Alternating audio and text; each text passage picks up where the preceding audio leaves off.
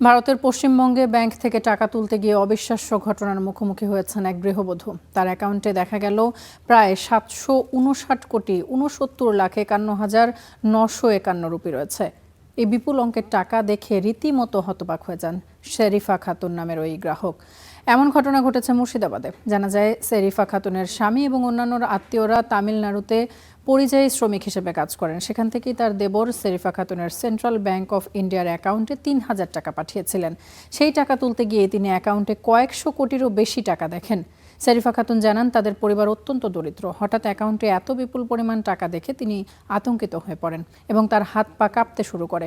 প্রাথমিকভাবে অনুমান, এটি ব্যাংকের কোনো প্রযুক্তিগত ত্রুটি বা সার্ভারের সমস্যার কারণে ভুল ব্যালেন্স প্রদর্শনের ঘটনা হতে পারে।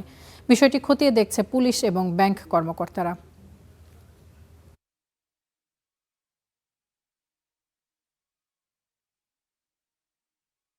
যে আমি বলবো যে আমার টাকা, আমার স্বামীরা খেটে খায়, দিন আনে দিন খায়, এইভাবে আমি কোথায় পাবো এতগুলো টাকা?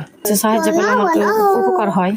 যার টাকা সে যেতে টানে তো ভালো, না টানে আমার একটা স্লিপ দেবে, ব্যাংকে যাবা, ব্যাংকে থেকে ওই স্লিপটা যখন দেবে, ওই স্লিপটা আমি যখন ডাক করবো তখন এই স্লিপটা নিয়ে থানায় আসবা।